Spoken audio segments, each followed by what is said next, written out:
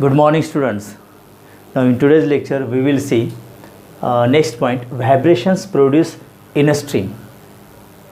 अब इसमें हमें हार्मोनिक्स, ओवरटोन्स ये क्या होते हैं और उनके फार्मूलेस क्या होंगे, ओके ये मीनिंग यहाँ पर हमें क्लियर करना है.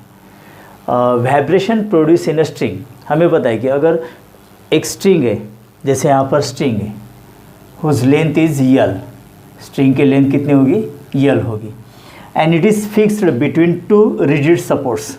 सपोज यहाँ पर P and Q are the two rigid supports. Length of the string is L, one end is fixed at P point and other end is fixed at Q point. P and Q are two rigid supports. तो ये दो point के बीच हमने string को stretch करके यहाँ पर fit किया है. Okay, so what will be the tension in the string? Let the tension in the string is capital T. सो कैपिटल T का मतलब यहाँ पर tension produce in the string. Why tension produce in the string? Because the string is fixed between this two rigid support by stretching it. Okay, जितना ज़्यादा हम इसको stretch कर सकते हैं उतना स्ट्रेच करके यहाँ पर दो पॉइंट के बीच हमने ये स्ट्रिंग यहाँ पर फिक्स कर दी. ओके, और ये P और Q पॉइंट भी फिक्स है यहाँ पर. तो लेंथ ऑफ द स्ट्रिंग के अंदर एक टेंशन प्रोड्यूस होता है student. Okay, let the tension produce in the string is T. L is the length of the string. No, जब हम इस स्ट्रिंग को सेंटर और कहीं पर भी प्लग करके छोड़ देते हैं, ओके मतलब यहाँ पर अगर हम इसको मूव अप करते हैं यहाँ पर सेंटर से, ओके और छोड़ देते, तो इसमें एक वेव प्रोड्यूस हो जाती है that produces alternate crust trough on the string. And this is of course of which type? longitudinal wave or transverse wave. Transverse wave, the waves which produces on stretched string is always transverse in nature. तो यहाँ पर transverse wave produce हो जाती है student. और transverse wave अगर produce हो जाती है तो उसके वेलोसिटी का एक फार्मूला देखिए हमारे पास. What is the velocity? Velocity of transverse wave is given by, velocity का फॉर्मूला देखिए, v is equal to root T by m. ये है formula velocity of the transverse wave produced on stretched string. v is equal to root T by m. अब यहाँ पर T का मतलब होगा tension produced in string, tension produced in string. And m मतलब होता है यहाँ पर linear density. Linear density m का मतलब मास नहीं, यहाँ पर यम का मतलब linear density. Now what is linear density? That is linear density मतलब mass of the string divided by its length. So mass per unit length is nothing but linear density. मतलब इस experiment के पहले हम length of the string measure कर सकते हैं, that is l. Okay, और स्ट्रिंग का मास भी हम यहाँ पर मेजर कर सकते हैं. So mass of the string upon its length, that is mass per unit length is nothing but linear density. और ये कांस्टेंट होता है एक स्ट्रिंग के लिए, है ना. तो दिस इज़ लीनियर डेंसिटी. तो ये वेलोसिटी का फॉर्मूला है स्टूडेंट. तो इसका यूज़ हमें आगे लगने वाला है. अब vibration produce in the string, इसमें हमें फ्रीक्वेंसी निकालनी है. देखिए, फर्स्ट केस या फंडामेंटल केस कहेंगे अब इसको. Number 1, fundamental mode. Consider the vibration of string in fundamental mode. देखिए, स्ट्रिंग को हम डिफरेंट मोड्स में वाइब्रेट कर सकते हैं. कैसे, ये अब एक दो पॉइंट के अंदर आपको समझ में आ जाएगा. अब फंडामेंटल मोड मतलब क्या होता है कि जैसे सपोज स्ट्रिंग को हमने यहाँ पर exactly at the centre plug किया है. ओके, सपोज यहाँ पर इसको मूविंग अपवर्ड किया है यहाँ तक फॉर एग्जांपल, और अगर छोड़ देते तो ये स्ट्रिंग इस तरह से वाइब्रेट होगी about the main position. Okay, देखिए जैसे इस स्ट्रिंग को हम प्लग करते हैं, प्लगिंग एट द सेंटर, तो इस तरह से एक क्रस्ट फॉर्म होगा स्टूडेंट, ये क्रस्ट फॉर्म होगा. ओके, और जैसे इसको छोड़ देते तो ये क्रस्ट यहाँ पर आएगा, ये रिजिड सपोर्ट है, ओके, तो if crest is incident on rigid support then trough get reflected. यहाँ पर इस तरह से ट्रफ रिफ्लेक्ट होता है स्टूडेंट। ओके, तो यहाँ पर ट्रफ रिफ्लेक्ट होगा लाइक दिस। तो क्रस्ट इज इंसिडेंट, ये क्रस्ट इंसिडेंट अगर हो जाता है ओके, तो ट्रफ क्या होगा फिर यहाँ पर, ट्रफ इज रिफ्लेक्टेड। तो ये फंडामेंटल मोड, मतलब एक ही क्रस्ट अगर प्रोड्यूस होता है ओके, तो ये फंडामेंटल मोड मतलब एक क्रस्ट और रिजिड सपोर्ट क्यू से यही क्रस्ट क्या होगा फिर रिफ्लेक्टेड बैक होगा as a trough, because we know that if transverse wave incident on any rigid support then reflected wave उसमें फेज डिफरेंस कितना रहता है, पाई रेडियन। मतलब अगर क्रस्ट इंसिडेंस हो जाता है तो वहाँ पर ट्रफ रिफ्लेक्ट बैक होता है। ओके, देखिए अब यहाँ पर incident wave as a crest, reflected wave as a trough. Okay, दोनों का एम्पलीट्यूड सेम है, दोनों का एम्पलीट्यूड सेम है, इसलिए incident wave and reflected wave are moving exactly along same path but opposite in direction. अगर two identical waves moving along the same path but exactly in opposite direction तो उससे stationery wave produce होते हैं ना। Yes, तो इस तरह से यहाँ पर एक स्टेशनरी वेव प्रोड्यूस होगी and it forms a loop between two rigid supports. P and Q के बीच एक ही यहाँ पर अगर लूप फॉर्म होता है और ये मिनिमम पॉसिबिलिटी है। So this is known as fundamental mode of vibration of the string. तो अगर ये फंडामेंटल मोड यहाँ पर हम कंसिडर करते हैं स्टूडेंट ओके, तो एक स्टेशनरी वेव प्रोड्यूस होगी as shown in the figure. Now हमें पता है कि at the rigid support particles are fixed so they do not vibrate. So यहाँ पर क्या प्रोड्यूस होंगे फिर, नोड्स प्रोड्यूस होते हैं। Eight the rigid support always node is form okay, और यहाँ पर सेंटर का जो पार्टिकल है मतलब स्ट्रिंग का पार्टिकल होगा okay, it vibrate with maximum amplitude so there is antinode. तो यहाँ पर क्या प्रोड्यूस होता है, antinode. So in fundamental mode of vibration of stressed string between two rigid supports produces only one loop। यहाँ पर one loop होगा student okay. Antinode कितने होंगे, 1 होंगे, और नोड्स कितने होंगे, 2 होंगे। सो this is the characteristics of fundamental mode. Fundamental mode मतलब जहाँ पर स्ट्रिंग वाइब्रेट होती है बिटवीन टू रिजिड सपोर्ट्स लेकिन only one loop is formed. So nodes are produced at the rigid support and antinode at the center, right? So this is fundamental mode। अब देखिए यहाँ पर हमें इस फंडामेंटल मोड में अगर स्ट्रिंग वाइब्रेट होती है तो इसकी फ्रीक्वेंसी हमें निकालनी है and that corresponding frequency is known as fundamental frequency.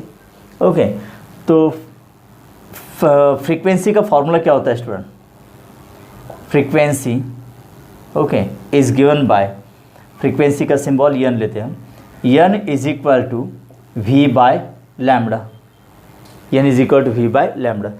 अब v के लिए फॉर्मूला तो पता है हमें, रूट टी बाय एम।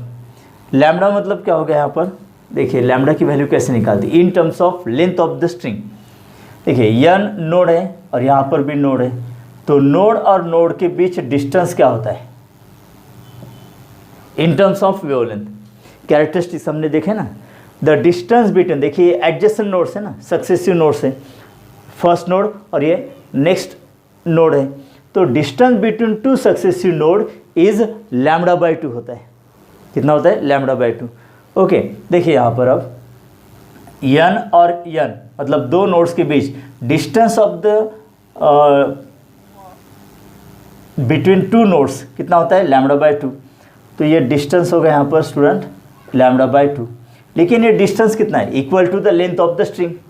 मतलब P और Q पॉइंट के बीच जो स्ट्रिंग हमने स्ट्रेच की उसकी लेंथ कितनी है, L। तो L is equal to lambda by 2 इस तरह से लिख सकते हैं ना। So length L is equal to lambda by 2 और लैम्डा इज इक्वल टू क्या लिख सकते हैं हम, 2L।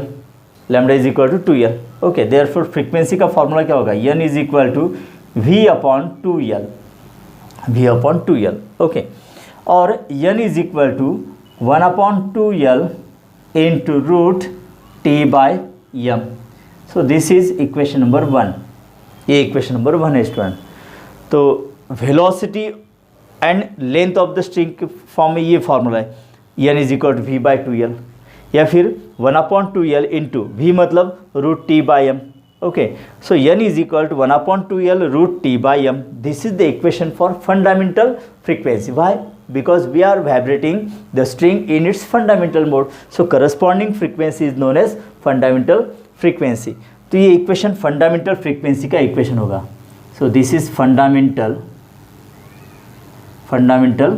frequency. ये फंडामेंटल फ्रीक्वेंसी होगी student. Okay, and it is also known as the frequency of first harmonic, or also known as frequency of first harmonic. Okay, what is harmonic? That is note, sound या tone. These are the different words. TONE, tone, note, sound. Okay, उसका meaning एक ही होता है. तो first harmonic मतलब क्या होता है कि अगर stretched string between two rigid supports vibrate with its fundamental mode, तो जो करस्पॉन्डिंग फ्रीक्वेंसी होती है that is known as fundamental frequency, and that note is first note. ये फर्स्ट साउंड है या फर्स्ट टोन है. ओके, फंडामेंटल टोन है, इसलिए इसको हम फर्स्ट हार्मोनिक्स भी कहते हैं. ओके, सो फंडामेंटल मोड में जो फ्रीक्वेंसी होती है that is known as fundamental frequency, and it is the first sound. Fundamental frequency होती है यहाँ पर. तो that is also known as frequency of first harmonic.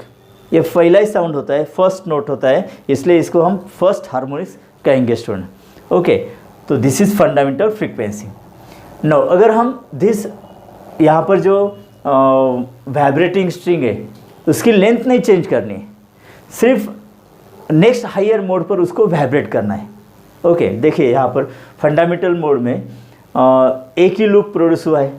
अब नेक्स्ट हायर मोड में क्या होंगे, 2 लूप्स होंगे. देखिए स्टूडेंट, अब 2 लूप्स यहाँ पर अगर प्रोड्यूस करने हमें तो क्या करना होगा, ये सेंटर ऑफ द स्ट्रिंग है. ओके, और centre of the string suppose this is P support और ये Q रिजिड सपोर्ट है ना, this is Q rigid support है. तो सेंटर और वन एंड का फिर से एक सेंटर लेना होगा यहाँ पर. अगर इसको हम प्लग अप करते हैं है ना, तो यहाँ पर इस तरह से क्या होगा, क्रस्ट प्रोड्यूस होगा, एंड देन यहाँ पर एक ट्रफ प्रोड्यूस होगा. स्टूडेंट देखिए, अगर इसको प्लग अप करते इस तरह से, इसको प्लग अप करते और छोड़ देते हैं तो यहाँ पर क्या होगा, ये स्ट्रिंग इस तरह से वाइब्रेट होगी. तो अगर centre point of the string and one support, इनके बीच का सेंटर अगर यहाँ पर प्लग अप करते और छोड़ देते तो एक क्रस्ट और एक ट्रफ बन जाएगा यहाँ पर.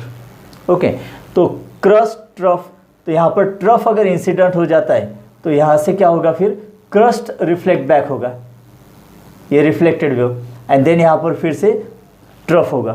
तो इस तरह से क्रस्ट ट्रफ, ये incident wave reflected from Q support that is crest trough. Okay, तो इंसिडेंट वेव और reflected wave we know that they are moving along the same path but exactly in opposite direction. So again stationary wave form in which there are 2 loops. तो ये fundamental mode हो गया vibration का, और ये next higher mode क्या होगा, जिसमें 2 लूप्स होंगे स्टेशनरी वेव्स के. So this is the next higher mode. Okay, तो इसको हम लिखेंगे नंबर 2, ये फंडामेंटल मोड. ओके, और ये सेकंड मोड, ये सेकंड मोड, फंडामेंटल मोड या फिर first mode, okay. Now this is second mode that is higher than the fundamental, next higher than the fundamental mode. अब यहाँ पर देखिए कितने लूप्स है, यहाँ पर 2 लूप्स है, 2 loops. Okay, and we know that at the rigid support what are produced, nodes are produce. Yes, और एक सेंटर में भी यहाँ पर नोड होगा. तो एंटी नोड्स कितने हो गए, यहाँ पर 2 एंटी नोड्स होंगे इस तरह से. Okay, so this is second mode of vibration of the string that is stretched between 2 rigid supports P and Q. अब यहाँ पर भी लेंथ ऑफ द स्ट्रिंग हमने बदली नहीं है, चेंज नहीं किए. तो लेंथ कितनी यहाँ पर स्ट्रिंग की, L है. ओके, लेकिन यहाँ पर 2 लूप्स फॉर्म हो गए. अब देखिए ये नोड और नोड, इनके बीच डिस्टेंस क्या होगा, λ/2. Let this is lambda 1, okay, इसको हम लैम्डा 1 कंसिडर करते हैं, लैम्डा 1/2। देखिए वाइब्रेशन का मोड चेंज हो गया, इसलिए फ्रीक्वेंसी भी यहाँ पर चेंज हो जाएगी। नाउ करस्पॉन्डिंग वेवलेंथ को हम लैम्डा 1 कंसिडर करते हैं, तो नोड के बीच डिस्टेंस कितना होता है, λ/2, दैट इज लैम्डा 1/2। अगेन यहाँ पर नोड के बीच क्या होगा डिस्टेंस, लैम्डा 1/2। तो total length between P and Q that is equal to length of the string, तो L इज इक्वल टू क्या होगा, lambda 1/2 plus lambda 1/2, so this is lambda 1 because half plus half that is 1, so L की value कितनी आ गई, lambda 1। सो corresponding frequency हम इससे निकाल सकते हैं, तो फ्रीक्वेंसी का ये बेसिक फार्मूला है ना, तो यहाँ पर फ्रीक्वेंसी क्या होगी, N1 is equal to V by lambda 1, V by lambda 1, therefore N1 is equal to V divided by, अब लैम्डा 1 की वैल्यू कितनी है, L है, ओके, दिस इज L, और it can be written as V by, नहीं, okay, this can be written as 1/L root T by m, where V is equal to T by m, tension, और m मतलब linear density, ये equation होगा। Let this is equation number 2। Now this gives the frequency of second mode of vibration of the string, ये frequency होगी। देखिए यहाँ पर N1 is equal to 1/L root T by m, और fundamental frequency का formula क्या है, 1/2L root T by m, तो ये फ्रीक्वेंसी उससे डबल है ना, यस। तो इसको हम देखिए इस तरह से भी लिख सकते हैं, N1 is equal to 2 into 1/2L root T by m, इस तरह से, बिकॉज 2 से हमने मल्टीप्लाई और डिवाइड किया है ना, तो N1 is equal to 2N, ये फॉर्मूला हमें मिलता है। देखिए 1/2L root T by m को हम क्या लिख सकते हैं, 1/2L root T by m को N, that is equal to fundamental frequency. तो सेकंड मोड में जो फ्रीक्वेंसी हमें मिलेगी that will be the double of fundamental frequency. Fundamental frequency मतलब ये फर्स्ट साउंड था, है ना, ये फर्स्ट साउंड, इसलिए फर्स्ट हार्मोनिक्स। अभी उसके नेक्स्ट हाईएस्ट साउंड है ना, तो ये नेक्स्ट सेकंड साउंड है other than the fundamental sound, okay, so this is known as second harmonics. So this is the frequency of second harmonic, ये second harmonic है student. देखिए फर्स्ट हार्मोनिक मतलब fundamental sound, basic sound. Now this is the frequency of the sound higher than, next higher than the fundamental sound, okay, so this is second harmonic, frequency of second harmonic. Now it is also known as frequency of first overtone, okay। Now what is overtone? over मतलब next higher, tone मतलब sound. देखिए यहाँ पर note, sound, tone, तीनों का meaning एक ही होता है। ओवरटोन का मतलब क्या होता है, देखिए overtone refers the next higher sounds, that means overtone refers to the next higher frequencies। देखिए this is the fundamental sound, fundamental tone, ये fundamental sound, fundamental tone है ना, इसलिए first harmonics है। now this is second harmonics, तो N1 is equal to 2N, मतलब ये next higher sound है and that is equal to double of fundamental sound। तो next first sound है to over the fundamental sound, so this is first overtone, लेकिन ये second है ना, इसलिए second harmonics, okay. So this is frequency of second harmonics and frequency of first overtone. Harmonics और overtone का meaning एक बार फिर क्लियर कीजिए, okay. Now this is basic vibration mode of the string, that is known as fundamental mode. इसमें जो frequency होगी that is fundamental frequency, और इससे जो साउंड प्रोड्यूस होगा या टोन प्रोड्यूस होगा, okay, that is first tone, that is known as first harmonic. Because harmonic का मीनिंग क्या होता है, नोट, साउंड, टोन, ओके। तो ये फर्स्ट हार्मोनिक है, फर्स्ट साउंड है। Now this is second sound, so known as second harmonic.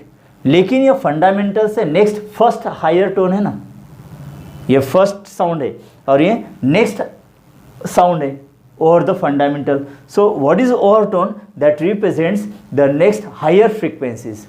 अब ये फंडामेंटल फ्रीक्वेंसी से नेक्स्ट वन है ना, देखिए अगर फंडामेंटल फ्रीक्वेंसी यहाँ पर n is equal to 100 hertz अगर हम कंसिडर करते हैं तो ये एक साउंड हो गया, फर्स्ट साउंड हो गया, इसलिए फर्स्ट हार्मोनिक्स. नाउ n2 की वैल्यू क्या होगी, फिर सॉरी n1 की वैल्यू क्या होगी, double of fundamental that is 200 hertz. Okay, this is first sound, this is second sound. मतलब अगर ये स्ट्रिंग हम फंडामेंटल मोड में वाइब्रेट करते तो वहाँ पर फ्रीक्वेंसी कितनी होगी, fundamental frequency 100 hertz. Okay, next higher frequency कितनी होगी, 200 हर्ट्ज. तो इनके बीच फ्रीक्वेंसी नहीं होगी, ये फर्स्ट है इसलिए फर्स्ट हार्मोनिक्स. ओके, अब ये सेकंड फ्रीक्वेंसी, सेकंड साउंड है ना 200 हर्ट्ज का. यस, तो इसलिए ये सेकंड हार्मोनिक्स, इसलिए frequency of second harmonics. Now it is the higher frequency, first higher frequency than the fundamental. अब ये फर्स्ट हायर फ्रीक्वेंसी है ना over the fundamental, first higher frequency इसलिए फर्स्ट ओवरटोन. ओके, तो ये फर्स्ट ओवरटोन और second harmonic की frequency, उसके लिए ये फार्मूला है स्टूडेंट. नो, अब नेक्स्ट कंडीशन यहाँ पर डिस्कस करते हैं स्टूडेंट. देखिए फंडामेंटल मोड या first mode, this is second mode. Now number three, third mode, third mode of vibration of the string. अब थर्ड मोड में क्या करना है, देखिए फर्स्ट मोड में हमने सेंटर ऑफ द स्ट्रिंग यहाँ पर प्लग अप किया था, यहाँ पर सेंटर और वन मोड का जो सेंटर होगा वहाँ से प्लग अप किया था. ओके, अब यहाँ पर क्या करना है, देखिए कि इसके 3 इक्वल पार्ट्स करेंगे हम, ये 3 इक्वल पार्ट्स, राइट. देखिए अब थर्ड मोड में क्या करना है, जैसे हमने यहाँ पर फंडामेंटल मोड या फर्स्ट मोड में क्या किया था, हाफ ऑफ द लेंथ, देखिए 1/2 मतलब हाफ ऑफ द लेंथ यहाँ पर प्लग अप किया था. अब यहाँ पर कहाँ पर प्लग अप किया था हमने, हाफ का हाफ मतलब 1/4 पॉइंट पर हमने क्या किया था, प्लग अप किया था नेक्स्ट सेकंड मोड के लिए. अब यहाँ पर हमें प्लग अप कहाँ पर करना होगा, तो ये करना होगा 1/6. देखिए यहाँ पर एक जनरल फार्मूला है, देखिए 1/2n वाला फार्मूला है. अगर हमें फंडामेंटल मोड मतलब फर्स्ट मोड पर वाइब्रेट करना है तो n की वैल्यू क्या होगी, 1 होगी. सो 1/2 इंटू 1 दैट इज़ 1/2, मतलब हाफ ऑफ द स्ट्रिंग वहाँ पर प्लग अप करना होगा. देन अगर सेकंड मोड पर स्ट्रिंग को वाइब्रेट करना है, ओके, तो n की वैल्यू क्या होगी, 2 होगी. तो 2 इंटू 2 दैट इज़ 4. तो 1/4 पार्ट पर हमने प्लग अप किया था ताकि 2 लूप्स यहाँ पर तैयार हो जाए. ओके, अब यहाँ पर थर्ड मोड है इसलिए n की वैल्यू क्या लेनी होगी, 3 लेनी होगी. 1/2 इंटू 3 दैट इज़ 1/6. तो यहाँ पर 1/6 पार्ट पर हमें प्लग अप करना होगा ताकि ये third mode of vibration of string हो जाएगा. तो इस तरह से 1/3 पार्ट अगर यहाँ पर लेते एग्जैक्ट मेजर करके, ओके, तो फिर क्या होगा, यहाँ पर देखिए एक क्रस्ट होगा, मतलब ये 3 पार्ट्स हमने तैयार किए, 1 पार्ट, ये सेकंड पार्ट और ये थर्ड पार्ट. तो 1 पार्ट का फिर से हाफ लेना है मतलब 1/6 हो जाएगा. तो यहाँ से अगर हम प्लग अप करते तो एक क्रस्ट फॉर्म होगी. ओके, और इसको छोड़ देते तो ये क्रस्ट अल्टरनेट ट्रफ, बाद में फिर से क्रस्ट, इस तरह से फॉर्म होगा. Now this is incident wave. Now it get reflected by rigid support. This point is Q, this point is P. We know that transverse wave if it is reflected from the hard surface या rigid support, तो वहाँ पर phase difference कितना होता है, pi radian का. तो अगर क्रस्ट यहाँ पर इंसिडेंट हो जाता है तो यहाँ से ट्रफ रिफ्लेक्ट होगा. तो फिर यहाँ पर भी अल्टरनेट ट्रफ, क्रस्ट, ट्रफ ये फॉर्म होगा. So this is reflected wave and as incident wave and reflected wave overlap each other forms stationary wave. तो इस तरह से यहाँ पर देखिए 3 लूप्स फॉर्म हो गए. 3 लूप्स मतलब यहाँ पर रिजिड सपोर्ट्स पर हमेशा नोड्स ही फॉर्म होते हैं, ये नोड्स. तो यहाँ पर नोड और यहाँ पर भी नोड. तो नोड्स कितने हो गए यहाँ पर, 1 2 3 4 नोड्स. ओके, और 3 एंटी नोड्स यहाँ पर इस तरह से फॉर्म होंगे student. 3 antinodes. So this is the characteristics of vibration of string stretched between two rigid supports in third mode. Okay, तो इस तरह से 3 लूप्स यहाँ पर तैयार होते हैं स्टूडेंट. नाउ लेंथ तो उतनी है ना, लेंथ कितनी है यहाँ पर, length of the string is L, length of the string is L. Now अब देखिए यहाँ पर नोड और नोड के बीच डिस्टेंस क्या होता है, लैम्बडा बाय 2. ठीक है, अब यहाँ पर जो न्यू फ्रीक्वेंसी तैयार होगी and corresponding wavelength, let that wavelength is lambda 2. फिर से यहाँ पर दो सक्सेसिव नोड्स के बीच डिस्टेंस क्या होगा, लैम्बडा 2/2, और ये भी कितना होगा यहाँ पर, लैम्बडा 2/2. तो total length of the string L can be written as lambda 2/2 plus lambda 2/2 plus lambda 2/2. So this is 3 times lambda 2/2.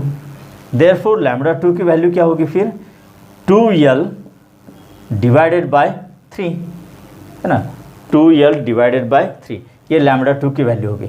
Now corresponding frequency इस फॉर्मूले से हम निकाल सकते हैं. This is n1, now let this is n2, n2 is equal to v by lambda 2, ये formula है. Okay, v by lambda 2 की value 2l by 3. So this is equal to, ये 3 ऊपर चला जाएगा, 3v/2l, ये फॉर्मूला तैयार होता है स्टूडेंट. या फिर n2 is equal to 3 into 1/2l. Okay, अब v की वैल्यू क्या होती है, √t/m. So this is equation number 3 suppose. Okay, तो ये अलग से यहाँ पर साउंड तैयार हो गया, ये फंडामेंटल साउंड, ये सेकंड साउंड और ये थर्ड साउंड. थर्ड साउंड है, इसका मतलब third harmonic. So this is the frequency, देखिए this is the frequency of third harmonic. Because ये फर्स्ट हार्मोनिक है, second harmonic, now this is successively third harmonic. Okay, लेकिन ये नेक्स्ट सेकंड हायर टोन है, next second higher frequency है over the fundamental frequency. Okay, तो that is also known as frequency of second overtone. देखिए n2 is equal to 3 times. Okay, देखिए 1/2l √t/m, 1/2l √t/m मतलब fundamental frequency. तो n2 is equal to क्या होगा, 3n होगा student. n2 is equal to 3n, मतलब ये fundamental frequency से, वैसे तो थर्ड साउंड है, first sound, second sound, third sound, first harmonic, second harmonic, third harmonic. Okay, ये क्लियर. लेकिन अब ये फर्स्ट ओवरटोन हो गया, मतलब फंडामेंटल से हायर, नेक्स्ट हायर ये साउंड है ना, इसलिए फर्स्ट ओवरटोन. नाउ ये सेकंड ओवरटोन होगा, right. So this is frequency of second overtone. Frequency of second overtone. देखिए ये fundamental frequency n, first overtone की फ्रीक्वेंसी क्या है, double of fundamental. Okay, second overtone की फ्रीक्वेंसी, इसलिए हमने n2 लिखा है ना यहाँ पर. सेकंड ओवरटोन की फ्रीक्वेंसी और थर्ड हार्मोनिक की फ्रीक्वेंसी दोनों सेम होती है. ओके, तो अगर हम यहाँ पर और एक केस लेते हैं, फोर्थ मोड, जिसमें 4 लूप्स होंगे. ओके, और 4 एंटीनोड और 5 नोड्स होंगे. तो वहाँ पर फिर हमें एक इक्वेशन मिलेगा, that will be the fourth harmonic. Okay, fourth harmonic मतलब थर्ड ओवरटोन.